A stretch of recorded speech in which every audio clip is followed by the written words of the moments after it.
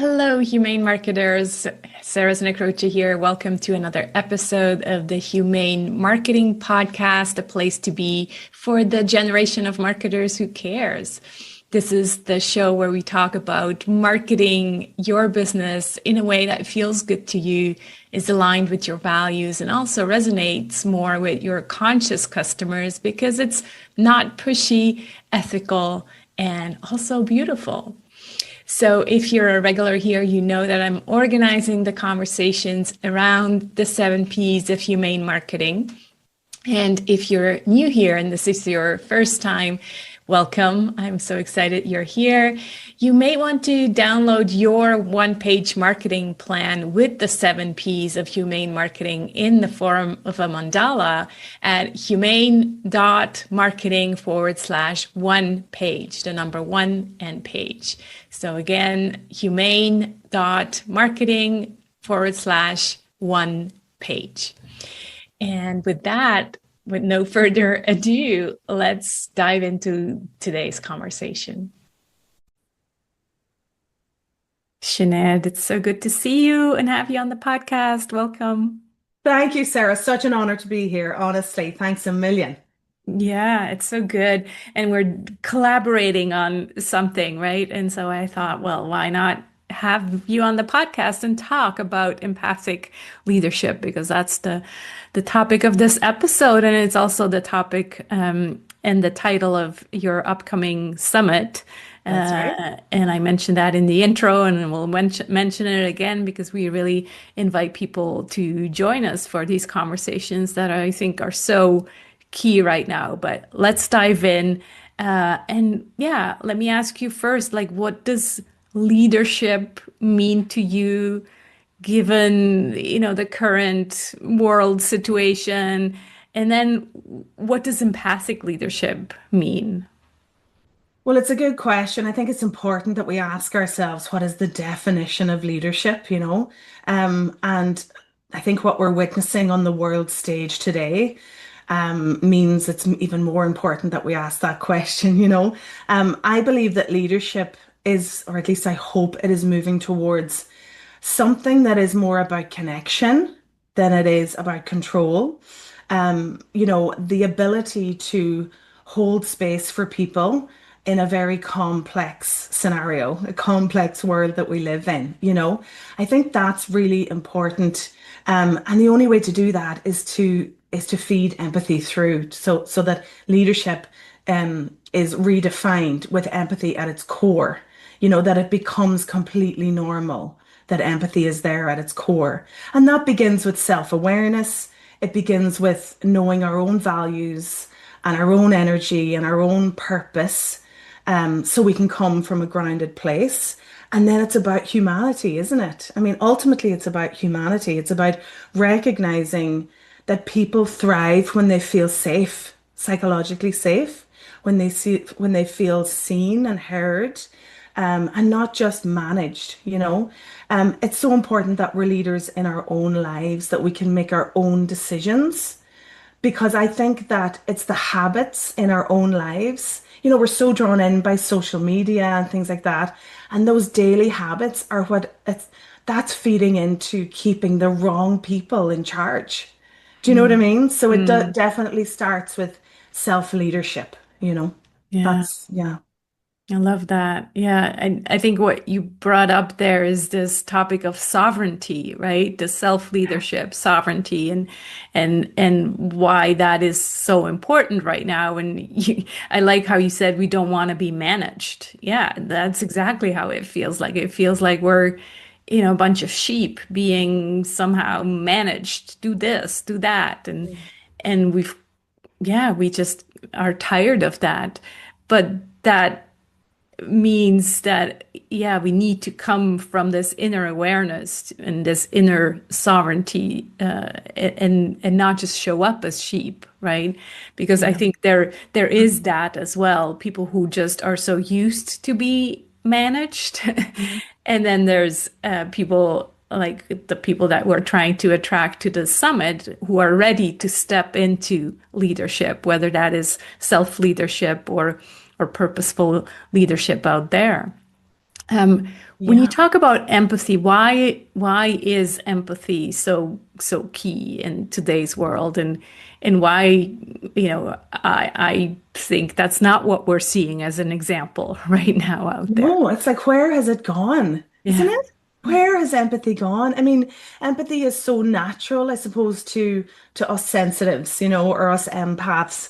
Um, but what empathy does, it connects to your needs and your motivations and your values. So that's like for yourself and for others. So it connects you to other people. And in doing that, I think it creates a sense of inclusion where Mhm. people feel heard and they feel understood. And from there, you can build trust with people. And from there, you can build productivity and success. I mean, there's study after study that shows that the more trust and the more inclusion and the more safety people feel in the workplace, the more engagement that the companies get, and then the more successful they become. So it's there, like the evidence is there. It drives performance if that's what your priority is. Um, it shows that teams led with empathy are more engaged, they're more resilient, they're more innovative. Like the writing's on the wall, so I don't know why it's disappeared. It's the foundation of relationships, without a doubt.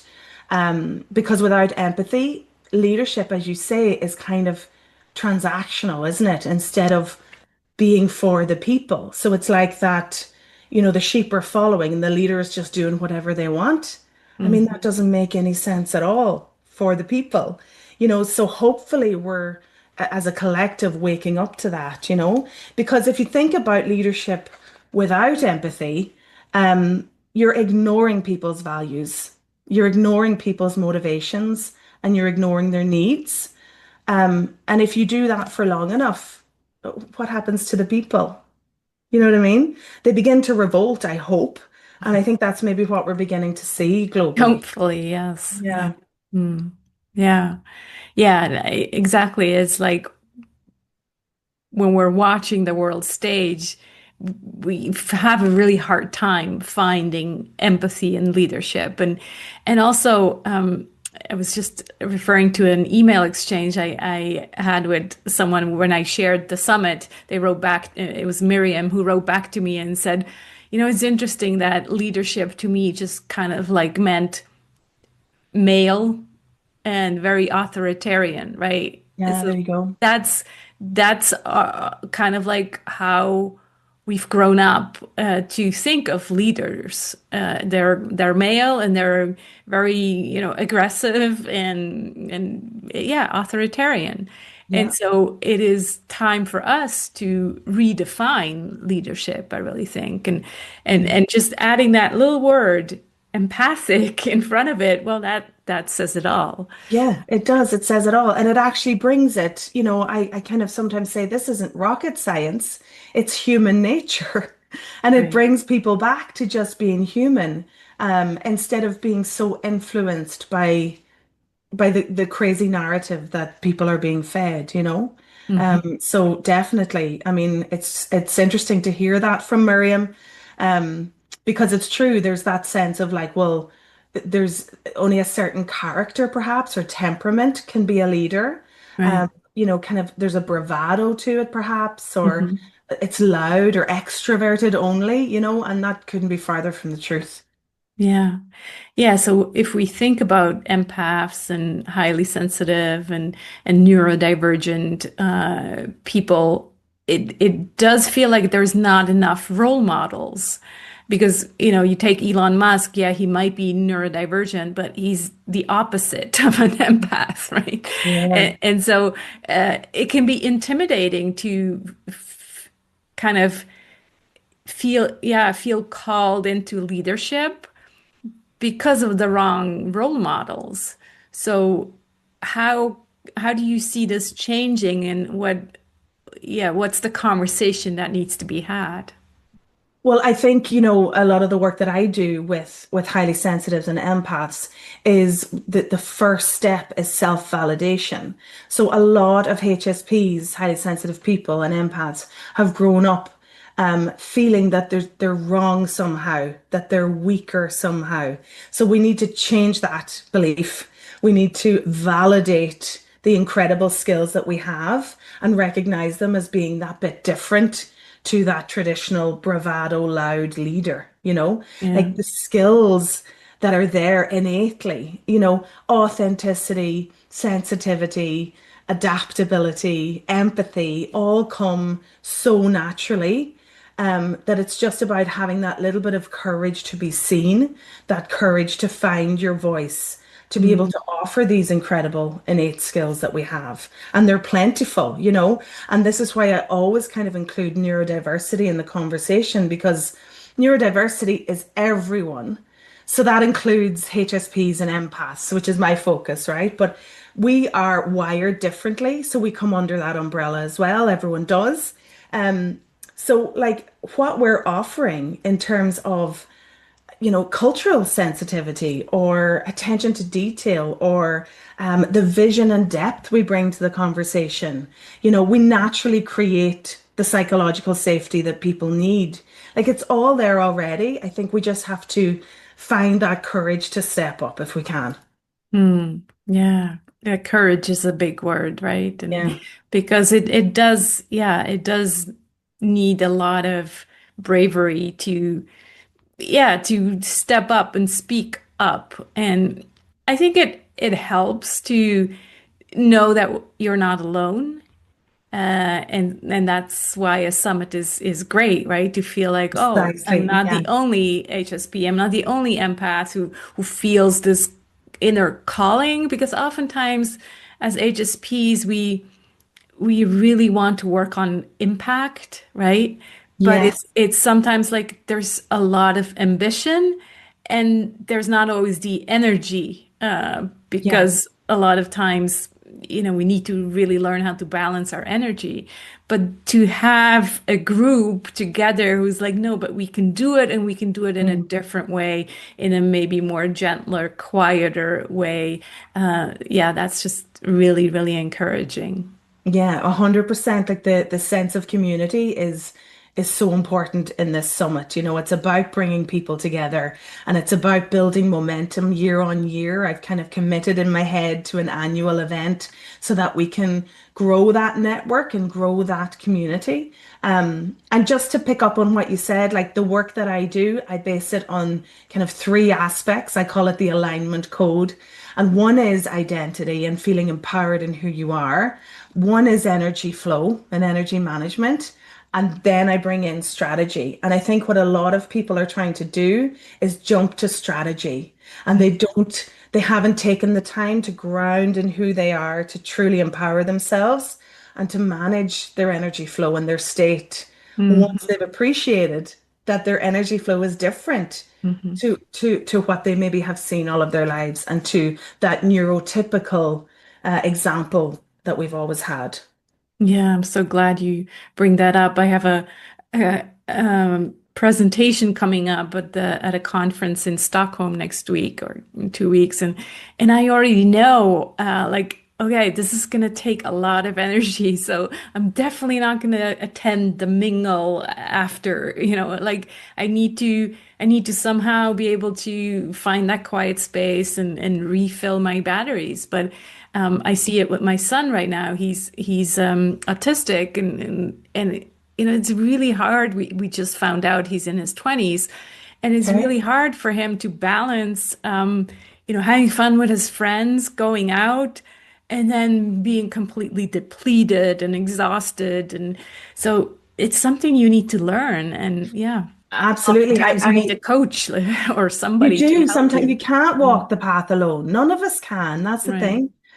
I refer to that as the sensitivity spiral right. because we kind of expect ourselves to be able to bounce back or recover or wake up, kind of reset. Like you might see, a neurotypical man, who has a 24-hour hormonal cycle. You know what I mean? It doesn't apply to everyone. And you often need to have that sense of like, okay, what did I do yesterday? Because that is going to affect how I am today. And how I am today will feed into tomorrow.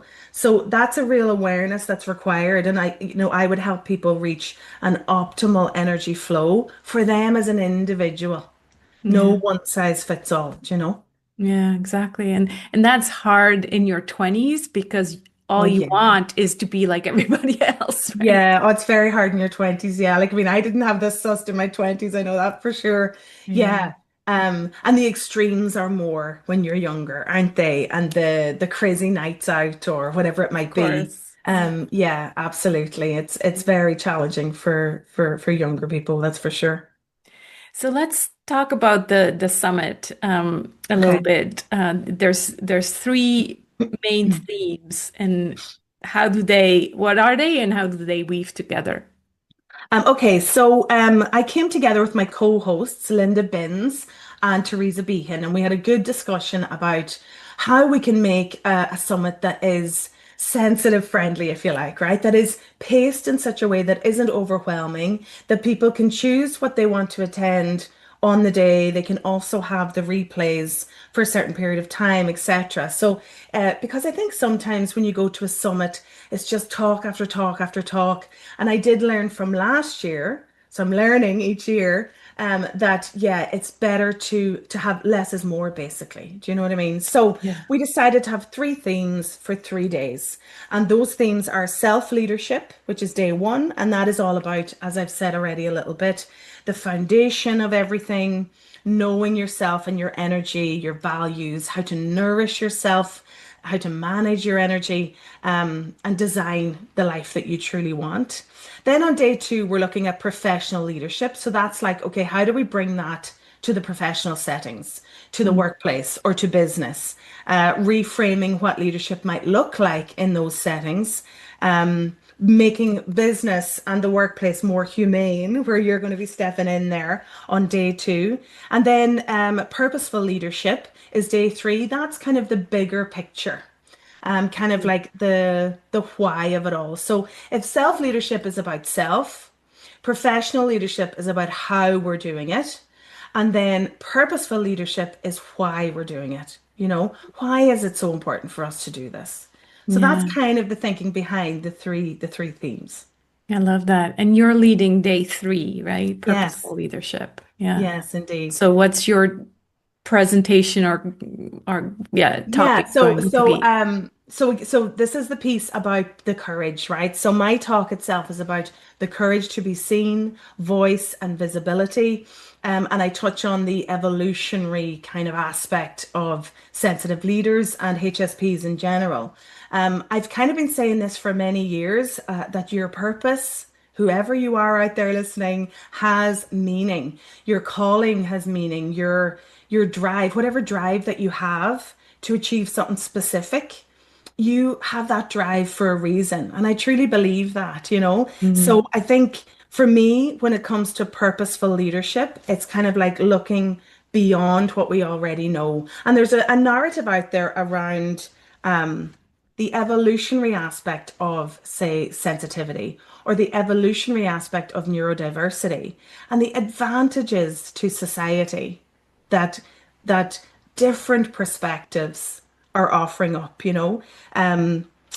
For example, you might have pattern recognition, more cognitive complexity, memory skills, and heightened perception, heightened sensitivity. And I believe that we're at a point where those skills need a chance to shine.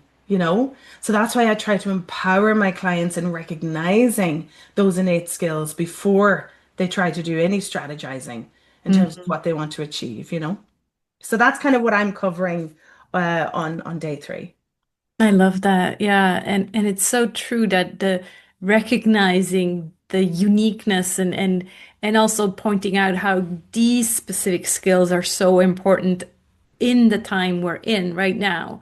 And that's why there's so much courage needed, right? Yeah, exactly. So Yeah. well put. Yeah. Exactly. It all ties in. We need to find a way to kind of be okay with being seen because for a lot of HSPs and empaths in particular, the sense of being seen, of being visible, is a sense of exposure often. You know what I mean? And we don't Mhm. we don't want that. We don't like that. And I relate to that personally. So it's kind of like bringing ourselves to a place of psychological safety so Yeah. that we can then lead others. Yeah. So good. I can't wait. Yeah, Yeah, it really sounds like every day has its purpose and yeah, is very unique. Yeah. yeah, I think So so. I what do think you so. hope for participants to take away and to come away with after the 3 days? So I'm kind of the eternal optimist always, right? So I just want them to feel empowered. I want them to feel like they're not alone, like you mentioned, that there's a community there, that we can help each other, that we can support one another and understand one another. I want them to walk away with a sense of possibility and with hope. I think we need more hope these Mm, days, right? And yeah. we can all do our part, however small, in feeding into to that hope. So I hope I hope they get a sense of clarity, a sense of confidence in their own way of leading in their own lives. I hope that they can pick up practical tools and ideas around business practices, building connections, managing energy, and then the inspire. I hope they'll be inspired. I hope that they will feel inspired that they have a place and that we have a role to play in this crazy world today. Amazing. Yeah. And Mm. I hope, yeah, that they have the courage to really show up and speak up. And in my talk, I kind of specifically talk about entrepreneurs. So Right, people in yeah. companies, but that Mhm. have this entrepreneurial spirit and really feel called to change. Mhm. And so, yeah, I just really, with all Yeah. my heart, hope that they will get the inspiration to speak up and change things. Yeah, I hope so. Um, yeah, I love entrepreneurs. I've worked with many of them as well. And I always love the idea of, I always say to the entrepreneur, if there's no box on the hierarchy of the company for there, then you need to aim for the day where they have to create a box for you. Yeah. Because I had a Mhm. client once where they had to create a box because they just couldn't categorize what he was able to do. And it was such a celebration the day that he told me they've created me a new box. It's a They brand new created the box on the box. hierarchy. And I was like, yes, that's it. Uh, That's impactful. That's yeah. purposeful for sure. Yeah. Mm. Wonderful. Well, why don't you tell people again where they can sign up, the exact dates, and then if people listen to this, after it already happened, maybe they can still sign up for the replays. Yeah, Uh, they can still sign and up. definitely sign up for la next year as well. Yeah, definitely for next year. So this year, the format is that it's free to attend with 14 days replays. And then there is a VIP upgrade if you want to have the sessions, for lifetime access or whatever. And that includes bonuses, including some time with ourselves, some coaching sessions. So you can sign up. The website itself, maybe we'll link it below. It's not as nifty, I suppose, as I would like it to be.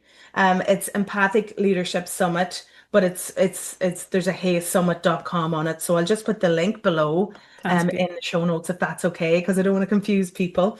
Um yeah, so I really hope that people sign up, that they join us, join the movement. Let's redefine leadership together with empathy at the heart of everything.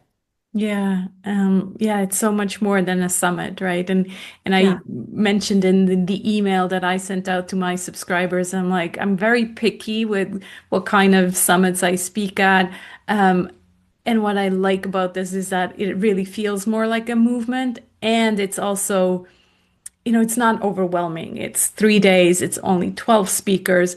Like Yeah. sometimes I get invited and there's 36 speakers for like Yeah. crazy amount of overwhelm. So Yeah, that's yeah, it's I'm just really such a hoping that. huge level of energy Yeah. when you have things like that. And I think that as HSPs, our brains just detach then, don't we? We can't Yeah. quite engage because Yeah. it's just too much, too overwhelming. So Yeah. I am honored that you are joining the Empathic Leadership Summit. An absolute honor that you're with us for that as a speaker, Sarah. Thank you so much. Yeah, thank you. And mention also your website. People want to work Yeah. directly with you. Yeah, so all the information about my work is on SineadRaffertyCoaching.com or AFFERTY.com. SineadRaffertyCoaching.com. So on there, I think the best place to start is I have a free mini course. It's called embracing the gift of high sensitivity. And that's a really great place to start. That's where the self-validation lies. So if anyone's interested, they can sign up for that. Wonderful. Well, I can't wait. Very much look forward to it. Thank you, Sinead. Thanks, Sarah. Thank you so much. Thanks so much for watching and being part of a generation of marketers who cares for yourself, for your clients, and for the planet. We really are change makers before we are marketers. So go ahead, be the change you want to see in the world. And I hope to see you again next week. Take care.